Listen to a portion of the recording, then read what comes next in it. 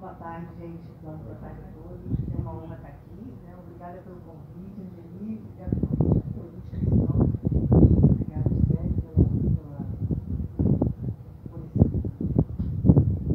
essa quantidade enorme de conhecimento. Gostei muito, especialmente desse último contemplaridade. É uma selva, cara. Não selva, porque agora eu tenho dois animais. Olha o bebê. E também não podemos ofender os animais com as nossas maluquices, né? Cara, é uma tragédia. Mas que bom que você fez esse livro. Enfim, gente, eu vou falar um pouco sobre esse tema aqui, ó. Isso daqui o nome do livro é O País dos Bem-te-Vis, que ensaio sobre a inveja na cultura brasileira. O País dos Bem-te-Vis é o Brasil, tá? O Brasil é continental, tamanho da América Latina, e o Bem-te-Vi é um pássaro originário da América Latina. Né? Ele existe aqui, não existe em outro lugar. E nós somos o maior país da América Latina, então aqui é o país dos bem-te-vis. Que é muito interessante, porque o bem-te-vi é aquele animal que fala, pássaro, né? Bem-te-vi, bem-te-vi. Quer dizer, é uma coisa assim, tipo, estou olhando, né, o que ele, assim, o som que sai da boca do bem-te-vi, é uma coisa que nós associamos com bem-te-vi mesmo, né? Eu estou te olhando, eu estou te vendo. Você não está sozinho, você está sendo vigiado, olhado, você pode ser denunciado pelas suas ações. E esse era uma coisa assim, bem clara para mim. O título do livro era bem claro, desde antes de eu escrever qualquer coisa, eu já sabia que era o País dos Bem-te-Vis. E a coisa era essa, né? A essência passava por aí. Eu sabia de nada, tá, gente? Eu não sei de nada. Mas isso é uma coisa que fica fica na energia, né? No inconsciente coletivo, no que for que a gente acaba percebendo que está lá e quem presta atenção percebe, né? Quem se permite estranhar determinadas coisas que o brasileiro faz, vai acabar encontrando uma correspondência. E eu sempre achei infelizmente, muito ruim o hábito, né, a cultura brasileira, de não, absolutamente, em hora nenhuma, vou dizer, habitualmente o brasileiro não se preocupa com o outro brasileiro, não se preocupa com a melhoria de vida do outro brasileiro. Pelo contrário, né? A gente faz um movimento contrário, a gente continua repetindo os mesmos erros ao longo do tempo. Isso é uma coisa que eu ficava pensando, como? Por quê? Era desde criança, né? Eu falei, caraca, a gente está fazendo uma coisa. Ano passado foi assim, esse ano está sendo de novo. Aí no que vem, eu vejo acontecer a mesma coisa, né? Periodicamente acontece igualzinho e ninguém faz nada. Mas por quê? Em todos os outros países, quando acontece alguma coisa, as pessoas vão lá e resolvem. Por que não resolve aqui? Né? Por que a gente não movimenta a sociedade de forma que haja um progresso, uma evolução, ao invés de continuar repetindo sempre a mesma coisa? E aí eu, enfim, né, fui estudar sobre isso, conhecer, né, ser assistente social, fazer filosofia, fazer psicologia. Estudei tudo que eu tinha direito para entender, mas principalmente me tornei assistente social para lidar com as pessoas, com o brasileiro, né, com as comunidades físicas e com as comunidades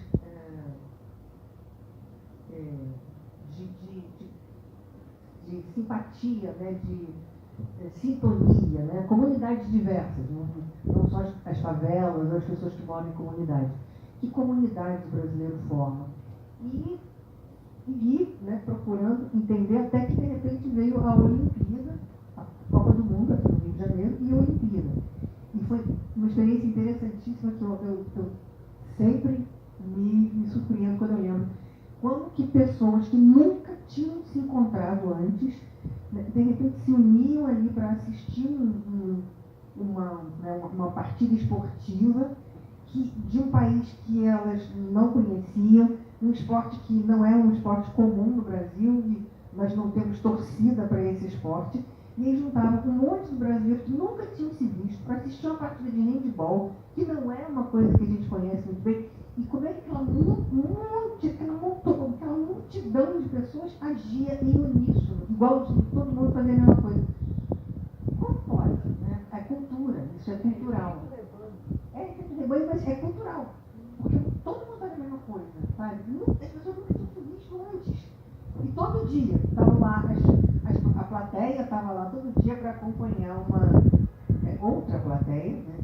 A cada dia mudava a quantidade de pessoas, as pessoas mudavam para assistir uma disputa que não é uma coisa habitual no Rio, e sempre as pessoas agiam daquela maneira. Coitado dos estrangeiros, gente, coitado, vocês não têm ideia. Cada um com um olho desse tamanho.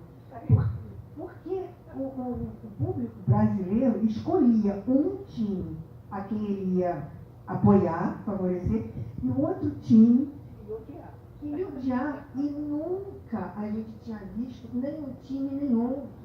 Eram povos completamente diferentes. A gente não tinha a menor ideia do que estava acontecendo. Quer dizer, claro, algumas informações a gente tinha. Mas, de repente, a gente amava, apoiava, né, incentivava, batia palma e tudo. E, enfim, né, fazia aquelas coisas de torcida. Não tinha. E vaiava o outro dia, as pessoas ficavam assim. Os estrangeiros, eles ficavam desse tamanho. Eu estou rindo, mas eu vi as caras das pessoas. Acha que está lindo. E isso originou o seu desejo de escrever seu livro? Não, o desejo já existia há muito tempo, eu queria entender o Brasil há muito tempo. Manifestar isso na escrita. Aí que eu achei o que era, né? Qual era o que fazia com que as pessoas agissem culturalmente dessa forma, né?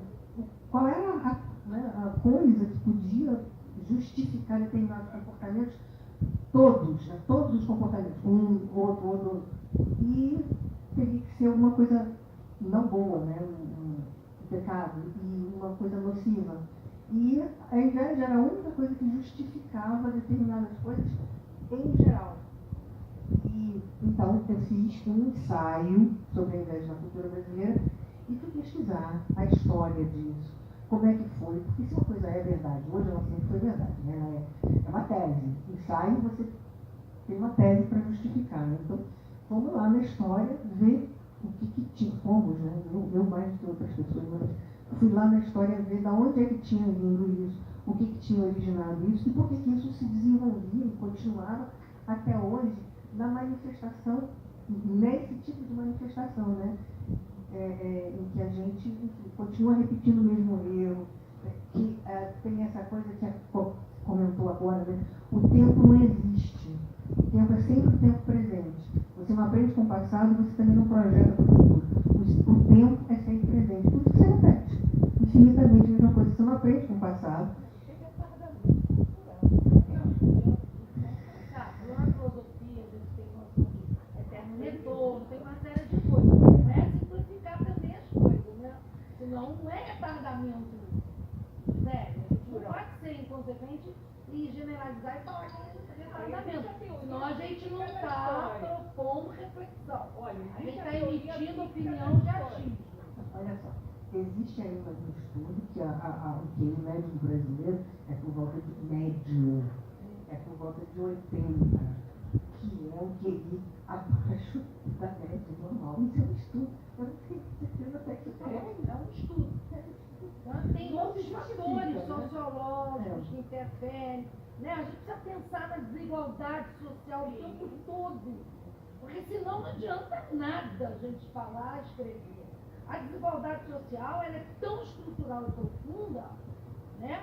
Que inclusive é a alimentação do brasileiro faz ele ficar também deficiente. Então vamos ter um pouquinho só mais de cuidado. Eu vou entrar na história e vou perguntar. Perguntem, Aliás, o censo de 2022 do IBGE prova que mais da metade do Brasil vive em favela. Aliás, ele voltou a usar a palavra favela como tinha se consagrado comunidade, né, dicionário? Bom, que legal. Não quero que você fale seu livro. Então, a ideia é essa. É Né? muito A inveja, gente, juro por Deus, eu não estou falando que eu acho, não, tá? Eu pesquisei, eu tenho uma bibliografia aqui grande e eu tenho um monte de livros aonde eu fui buscar essas informações. Eles não estão na internet, eles estão na minha estante, lá um do ladinho do outro. Eu posso dizer onde...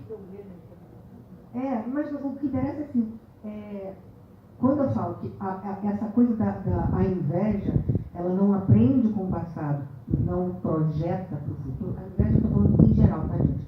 Eu não vou nunca individualizar um exemplo, uma pessoa assim, assado. Essa é uma questão cultural.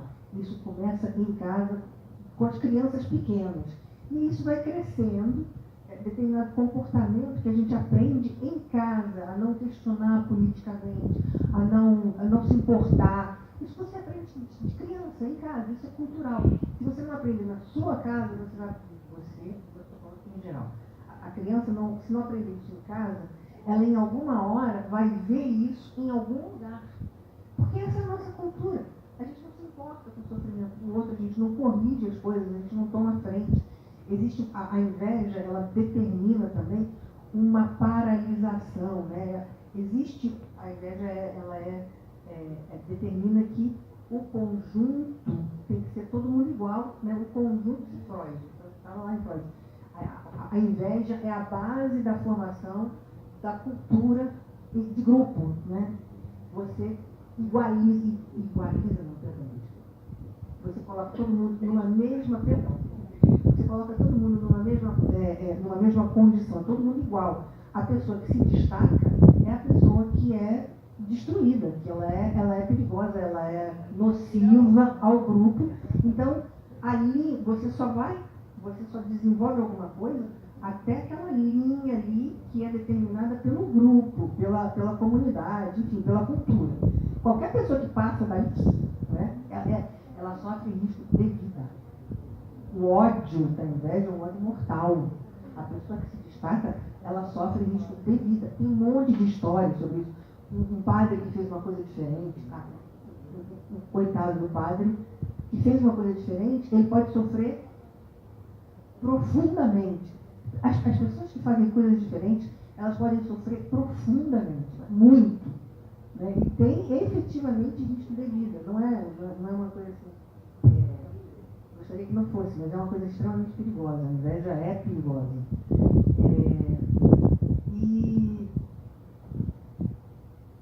Por que eu fui pesquisar isso, entender isso, saber sobre isso? Porque eu não quero que o meu país, que o meu povo continue a ter essa cultura. Então eu queria falar sobre isso, né? Eu queria dizer que a gente não aprende com o passado, porque a inveja não permite você receber o bom do outro. A inveja é quando você... O pecado, o horror da inveja e dos outros pecados. Mas o que eu estou falando é a inveja, porque é o que me interessa em relação à nossa cultura. O horror do pecado, o horror da inveja, o mal profundo da inveja é você odiar o bom do outro. Outro qualquer. Você odeia o bom. Cara, essa é a maldade mais absoluta, né? A maldade profunda é você odiar o bom do outro, ao invés de você admirar, se aproximar. A inveja é o contrário da admiração. Além disso, o movimento é invertido. Quando a pessoa tem inveja, ela identifica o bom no outro e quer destruir aquilo.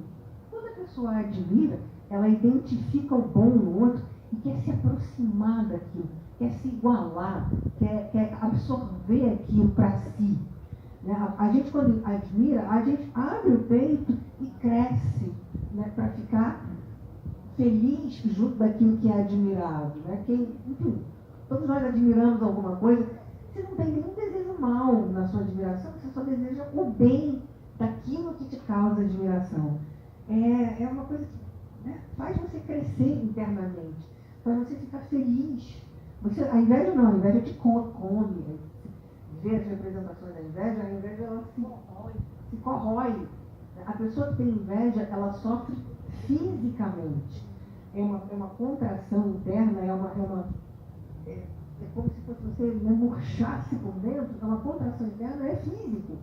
Né? A inveja, ela dói fisicamente no peito, quando você vê a pessoa ser melhor do que você. Eu estou falando em geral, tá, gente? Estou sempre usando geral.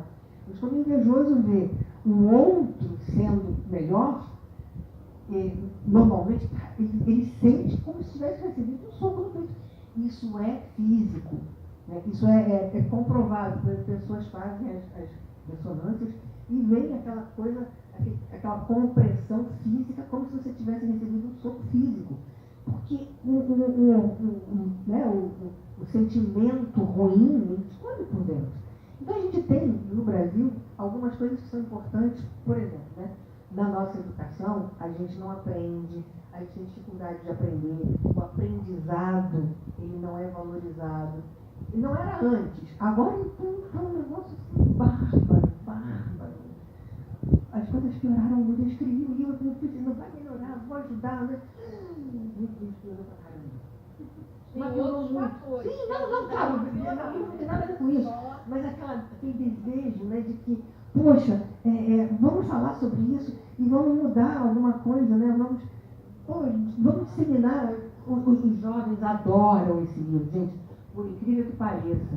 Os jovens adoram, porque eles começam a entender por que o país deles é como é, porque é surpreendente. Quando você é jovem, você deseja um futuro, você deseja crescer para um futuro, e aí você não vê perspectiva. Isso é uma verdade, né? Para os jovens que estão aqui, e os jovens, eu volto a minha pergunta para as pessoas: você acha que seu filho vai ter um país melhor no futuro? Ninguém acha. Nem o jovem acha isso, nem os pais acham que o Brasil vai estar melhor no futuro. Você não vê isso na sua frente. Não é uma decisão absoluta. A gente não enxerga isso. Porque a gente não enxerga um futuro, a gente não trabalha para esse futuro, a gente não constrói esse futuro. E isso, gente, é uma das coisas de maior falta de amor que um ser, um país, um povo pode fazer, é não construir o futuro para os seus filhos. Isso é a maior falta de amor. Isso não estou falando porque eu acho, não, tá, gente? Isso está tudo pesquisado, está tudo escrito, está em outros livros. Eu posso dizer que, na verdade, o que eu fiz foi só compilar um monte de livros, de ideias, de temas e colocar na nossa realidade. Inclusive a pesquisa sobre a Santa Inquisição, tudo que está, né, todas essas características de corrupção, de denúncia, né? Você ganhava para denunciar as pessoas para a Santa Inquisição, você ganhava uma coisa chamada propina. Propina é o valor que uma pessoa recebe por denunciar alguém à Santa Inquisição. Propina é uma desgraça, uma coisa bárbara, pavorosa, desde que foi instituída. Você vende a sua alma, propina. Isso é a nossa história. É assim que é. É assim que se formou o Brasil. A gente tem essa característica que a dominação portuguesa, o português, gente, por favor, não estou reclamando da dominação portuguesa, mas a verdade é que a Santa Inquisição dominou a cultura ibérica durante séculos. 3 séculos. 3. E ficou, né? Isso está no nosso sangue, na nossa história, isso ficou. E a cultura da Santa Inquisição é essa. E Portugal e Espanha foram 2 países que tiveram Santa Inquisição efetivamente. Inclusive, durante um tempo, Portugal desapareceu como país e ficou. A União Ibérica existiu, então Portugal desapareceu como cultura específica. Estava lá, né? E quem dominava isso era a Santa Inquisição. Dom João, que veio para cá, Dom João VI, que veio para cá, com todas essas características malucas que a gente acha que ele tinha, ele na verdade estava apenas sendo extremamente religioso e obedecendo às também, mas eu estou me referindo aqui às questões, ao cotidiano da corte aqui, né? A cultura que veio junto com a corte portuguesa só solidificou essa questão espiritual, que Dom João era um religioso, ele era religioso, sim. Quero fazer uma acréscimo um ponto de vista interessante. Outro dia eu estive lá na Rádio Mundial News, do nosso amigo Carlos Rocha, algum tempo atrás. Eu não acompanho esporte, tá? Eu era torcedor do Botafogo. Se alguém quiser me pagar para torcer, talvez eu torça para algum time. Eu escrevi um livro com a Regina, em 1912, o Futebol Carioca. Na época que o futebol era inglês, né? E os inventores do futebol vieram aqui jogar. Era o Rio Cricket, o Paysandu, que foi campeão em 1912, o Botafogo foi no outra liga. Enfim, nessa época, aí é que vem o assunto que você abordou. Não tinha torcida, claro que não. As pessoas iam assistir aos matches e aplaudiam as boas jogadas, aplaudiam os gols, né? Não falava de palavrão. E pronto, não tinha torcida, era fair play. Aí depois, com a popularização do futebol, veio a Grande Guerra em 1914, os ingleses foram embora servir, né, a pátria, e o Flamengo, o Vasco da Gama, etc., popularizaram o futebol e ele se tornou esse fenômeno psicológico, né, que arrasta as multidões. E as Olimpíadas, no Brasil, elas são, na verdade, uma extensão desse fenômeno futebolístico, que a gente não teve a tradição dos Jogos Olímpicos, né? Então a gente transfere do futebol para... Qual é handball? Então, eu vou ver aqui o handball como eu vejo o futebol, né? Então aconteceu uma coisa engraçada. Quando eu fui lá, estava esperando ele chegar, estava na portaria, estava passando a finalíssima da ginástica olímpica, que a brasileira foi campeã. Desculpa, gente, eu não sei nem o nome dela. Não sei se alguém sabe. Aí eu observei as apresentações, estava ali fazendo nada, estava vendo a televisão. Aí uma romena, e, sabe, para mim, sou leigo, ela fez ali uma aula. Na apresentação dela, eu vi décadas de preparação diária, vi nos olhos dela aquela certeza que ela ia ganhar. Não ganhou. Quem ganhou foi a brasileira. Duas americanas tiraram o segundo e terceiro lugar, com um estilo malemolente, até dando lugar a dancinhas, etc. Aí eu olhei, tem alguma coisa muito errada. Aí eu falei pro porteiro, né? Poxa, mas a romena, na minha opinião, foi muito melhor que todas essas juntas. E ela nem subiu ao pódio. E o cara se enraiveceu comigo. Porque eu não notei que a brasileira que tinha ganho e ele ficaria com raiva de mim. Eu não observei isso, entendeu? Porque para mim é fair play. Aí, não, mas você está contra o Brasil? Bababá. Aí eu falei, poxa, mas eu não estou contra o Brasil, eu nem... eu vi uma coisa assim, quer dizer... E quando eu fui lá de outra vez, ele mal fala comigo, ele, entre os dentes. Quer dizer, então quando esse coletivismo desses sentimentos ruins, né, ele extrapola para a massa, fica uma coisa muito ruim, muito mais ruim, né? Daí o sucesso dos nazismos e outros ismos, porque se torna irracional. Poxa, eu fui extremamente racional, na minha opinião, eu olhei e falei o que eu vi. Eu não me importei se era brasileira, se era romena, se era... E por isso que você falou de admirar e ter inveja. Eu, por exemplo, critico muito as pessoas, especialmente na minha área musical, né? Eu sou escritor recentemente e transitei na música desde sempre. Então, eu tenho muita crítica na área musical, né? E tenho muita admiração também. Quando eu admiro e gosto de falar. Por exemplo, uma das pessoas que eu tenho acompanhado, depois que eu conheci pessoalmente, inclusive, foi o Lobão. Por que eu estou falando do Lobão aqui? Porque, gente, no meio tão falso como é o meio artístico, você vai na televisão, você só fala mentira. Que legal, aí o apresentador mente, você mente, a plateia mente, é tudo mentira. Nada dali vale um centavo.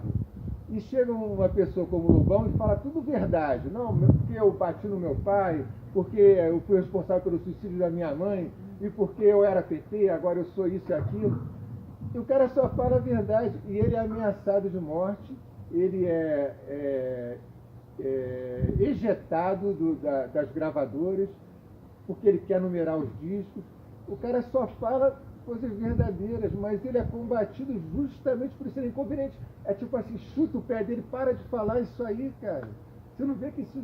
Outro dia eu sofri uma crítica porque eu falei, olha gente, eu sou roqueiro, mas não recomendo o Rock in Rio. Aí eu sou de uma pessoa me criticou. Uma pessoa que me criticou. Não, porque não deve falar isso, porque você não sabe se alguém aí gosta do Rock in Rio. Ué. Divergência de opinião, mas não é crime, né? Ué. Então eu acho assim, eu acho que o artista ele tem quase que a obrigação de ser verdadeiro. Um artista que faz arte simplesmente para se encaixar no movimento e ganhar dinheiro, ele vai ter que fazer outra coisa da vida dele, porque ele vai ficar muito frustrado com a arte. E o verdadeiro artista, ele pode morrer na miséria, mas ele vai morrer feliz, como Beethoven, porque ele passou ao mundo 3 revoluções. Beethoven era clássico e foi um dos primeiros românticos, um dos primeiros a ser independente do clero e da nobreza, né? Ele passou a progressiva surdez e fez a nona. não, essa foi a primeira revolução dele. A segunda revolução é que ele foi um dos que antecederam o que depois, anos depois, décadas depois, se chamou de música moderna, Stravinsky, blá, blá, blá, com os concertos de violoncelo dele, né? O pessoal aí pode conhecer. Ele chegou no modernismo e aí todo mundo foi contra ele. Aí é que o isolamento dele aumentou mais ainda. E a terceira revolução que ele fez, ainda em vida, foi exatamente essa.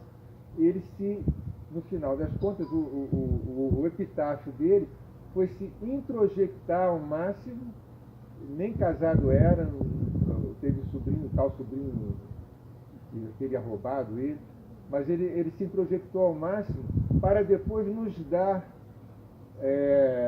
a posteriori todo esse legado. Acho que é indiscutível, por mais que atualmente, né, as pessoas acham que o mundo começou quando elas nasceram. Acho que para falar mal de Beethoven na área musical é preciso ter um argumento muito bom, ninguém consegue. Então, quer dizer, olha um exemplo de admiração. Quer dizer, eu acho que a admiração é isso, você enaltecer outro, você vê no outro qualidades que você até não tem, mas você vai procurar chegar. Tanto a inveja quanto a admiração identificam aquilo que você tem de igual. Eu vou aproveitar e finalizar aqui com algumas coisas que são importantes, que é a admiração, a cura da inveja e tudo. E isso, você inveja o seu semelhante e você admira por identificação. Então você está sempre identificando o outro, e isso também, gente, todas essas coisas que eu falei, por incrível que pareça, por mais que possa parecer que eu estou falando o que eu acho, não é não, tá? Tudo que eu falei está pesquisado, tá? Tanta inquisição, a inveja, o efeito físico da inveja, essa coisa do medo, né, do conformismo. Freud, né? Freud fala sobre a massificação, né? Como é fácil a massa se contagiar com um sentimento ruim, mas também como é fácil a massa ficar feliz. Nós no Brasil temos essa característica, nós somos um povo alegre. Nas festas, nós Na trágica história, nós somos alegres. Nós somos. Isso é a grande qualidade. A inveja, o ódio é o inverso do amor, né?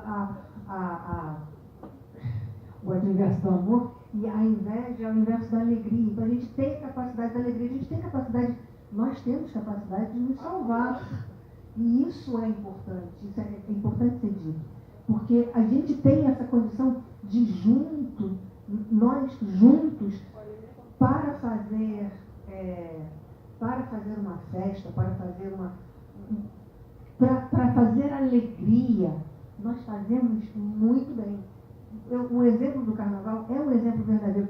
Para fazer uma escola de samba ir para a rua, você tem uma quantidade imensa de pessoas trabalhando, com uma dedicação extrema. Né? As pessoas que vão para a avenida também a mesma coisa, se esforçam o máximo para que aquela escola que elas estão ali representando seja campeã. E é todo um conjunto, é todo um trabalho imenso em que você confia no outro, que vai fazer o seu melhor. Você não sabe quem é que vai colocar a roda no carro, mas você confia que vai dar tudo certo. Você sobe aquela coisa lá em cima, as pessoas não sabem quem é que está fazendo a sua fantasia, mas elas confiam que vai dar certo.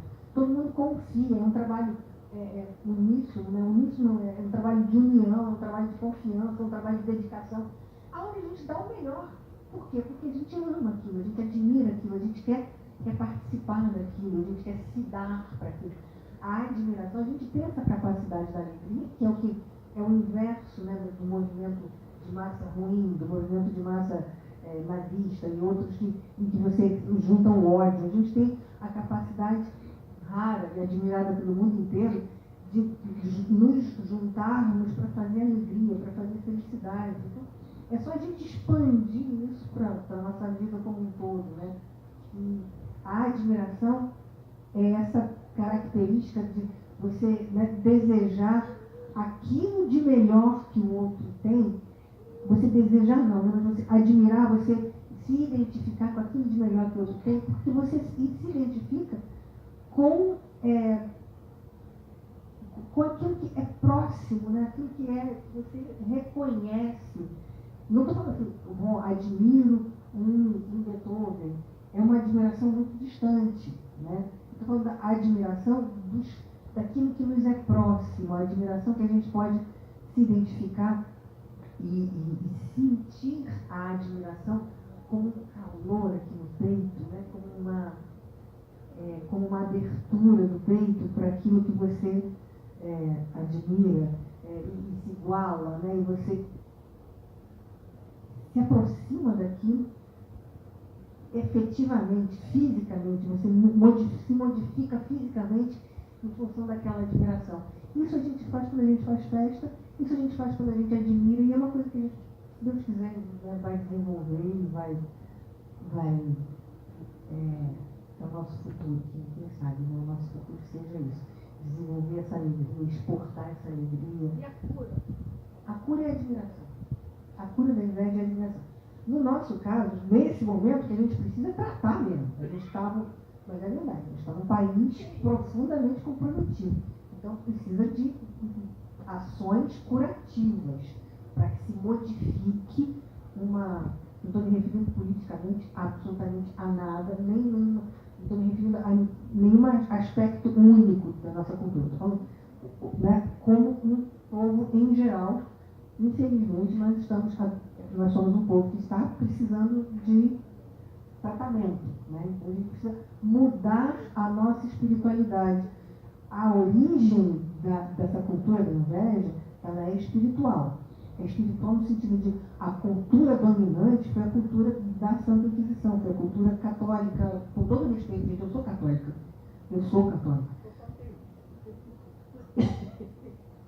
Mas eu sou católica, então eu posso dizer, infelizmente, a Inquisição foi um período negro da história, negro, horroroso da história, e isso foi a nossa formação cultural. O africano veio para o Brasil e sincretizou com a cultura dominante portuguesa, com a cultura católica. O índio, ele foi domesticado, o índio foi catequizado dentro da cultura espiritual dominante. Então, assim, a espiritualidade, né, a espiritualidade, a religiosidade e a espiritualidade dominantes foram portuguesas e europeias, foi o que estabeleceu a nossa realidade, a nossa cultura na essência, para negros, índios e portugueses que vieram para cá fugidos da Inquisição. A Inquisição veio depois atrás deles, mas os portugueses que vieram para cá primeiro, eles vieram fugidos da Inquisição. Então, assim, isso estava no nosso sangue.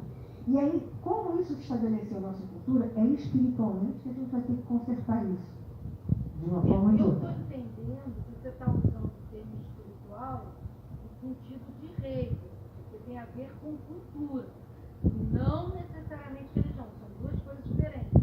Né? Estou entendendo. Sim, perfeitamente. Não, eu sou católica, eu consigo fazer essa eu estou separação. falando isso porque é importante a gente clarear isso, porque você essa noção de espiritual na cultura, e não é crença religiosa nesse momento. Não é.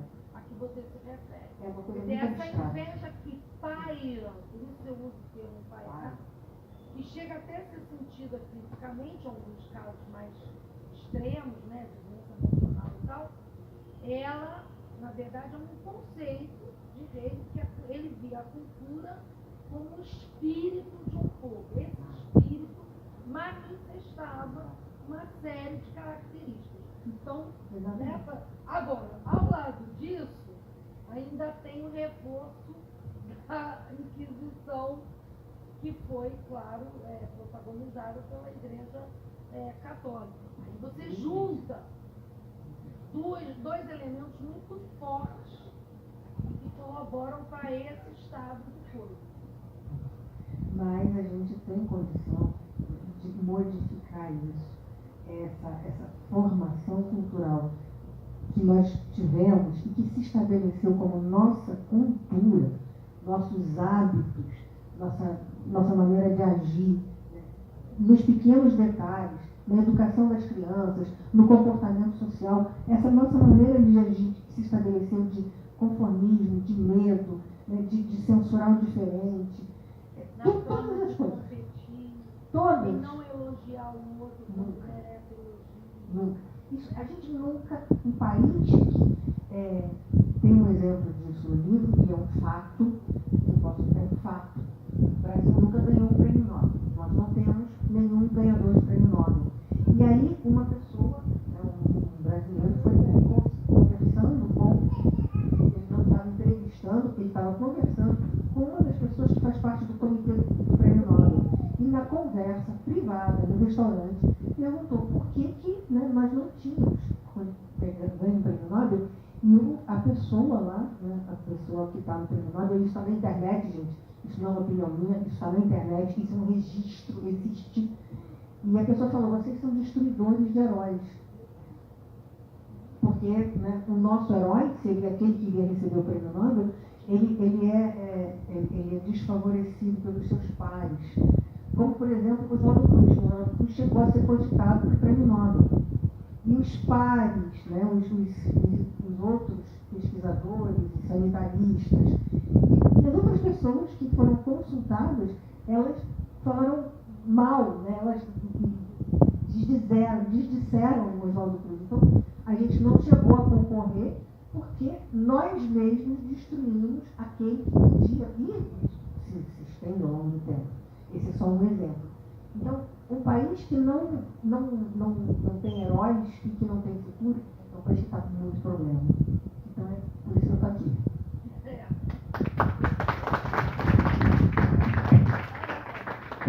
Eu ia falar sobre isso mesmo. Quando eu estava no fevereiro, eu lembro, quando eu estava no Brasil, estava no Dia, nós falamos sobre isso, sobre a cultura do Brasil. Eu ia perguntar se estava no seu livro, você citou isso, lembra? Você citou sobre essa coisa do prêmio Nobel, que é uma coisa da internet também, né? Da cultura da igreja, e aquela máxima do Tom Jobim, que o sucesso do Brasil é o pensamento pessoal, né? E eu vejo isso também, quando você trabalha em escola pública, vejo comunidade, quando alguém está com uma comunidade favela, começa a destacar, ele é como se fosse um traidor. A primeira coisa como está chegando às suas origens, quem mora, quem não dá mais dinheiro, você veja para hoje, poxa, é um exemplo para nós, não, você é um traidor, como o exército inovando, como o exército está indo, como ele quer ser um fracasso coletivo. Então, realmente, eu te perguntaria se você tinha esse que você tinha colocado no seu livro, lembro que você comentou, mas não lembro se tinha falado que estava no seu livro. Essa então. No livro, sim, isso que você acabou de falar, a pessoa que se destaca é um traidor, é por isso que o ódio vai em cima da pessoa, porque ela se destaca, e quando ela se destaca, ela compromete todo mundo, ninguém mais vai poder continuar naquela mesmice, naquela... Você não serve como exemplo, você serve como traidor, porque ninguém levou sua origem. Porque ela está desafiando você a fazer a mesma coisa, a se destacar, a se esforçar, a não se acomodar. Isso é incrível, como é fácil a uma sociedade, estou falando aqui, agora é Sartre, tá? Isso está em Sartre. Sartre escreveu isso. Como é fácil uma sociedade se acomodar numa enfim, numa cultura, e censurar e destruir tudo que ameaça essa passividade. Ele usa várias qualificações, né, para essa mediocridade, né? A professora Gisele, ela escreveu Machado de Assis, né? Sim. E nós temos na aula de Machado de Assis, é interessante, diversos advogados, o Bento Santiago, o Brás Cubas, ele é um advogado medíocre, mas mesmo assim ele era um advogado. Como é que eu me formei? Se formei em Coimbra. E o interessante, você vê o discurso da leitura equivocada sobre a própria biografia e obra do Machado, embranqueceram o Machado como uma pessoa, como um certidão de óbito, ele está morto branco. Não, mas como um mestiço, tudo bem, mas Juro, como um mestiço, ele não, mas não foi esse ponto, como um mestiço não pudesse ser uma pessoa sofisticada, como um mestiço não pudesse ser uma pessoa, não é nesse sentido, eu estou entendendo o que você está falando. Agora, quando você, literatura do Machado de Assis, literatura não, Machado de Assis oscilou sobre todas as classes, ele faz crítica sobre todas as classes, inclusive critica a escravidão. Não levanta a bandeira, mas critica sutilmente, né? Então, o Machado de Assis é um caso também de ofensa pessoal e é um escritor de caráter universal, não é universal. E atual qualquer época, em qualquer lugar do mundo, né? Ele é o nosso Shakespeare. E tem outra coisa interessante no Machado de Assis. Ele vem de um passado de escravos alforriados, ele casa com uma branca, com a desgraça da sociedade da época, e ele galga, tanto no jornalismo como na literatura, um lugar de destaque, porque ele evidencia as mazelas sociais. Ele foi a todas as classes, né? Exatamente. Agora, eu vou falar uma coisa que talvez seja pejorativo. Eu estou com 62 anos, desde jovem eu ouço a seguinte frase: o Brasil é o país do futuro. Porque ele chega, hein? Bom, podemos encerrar mesmo. Eu agradeço muitíssimo Noemi por ele. Eu ouvi a obra dela e gosto muito dela fazendo, né? E da Gisele eu conheço, porque também recebi a trilogia, né? Não é trilogia, eu estou no Eu gostei de três. toda a encher o saco e eu posso Opa, sobre Machado de Assis e Bruxo. E eu quero agradecer também, Gisele, você, embora a gente discorde de algumas coisas, mas o importante é que eu sei que você se dedica com muita seriedade e comprometimento às questões cidadãs, às questões de gênero. Isso, para mim, eu respeito muitíssimo, né? E a minha discordância não é profunda, ela é uma mensagem. Eu sou sincericida. Quando acontece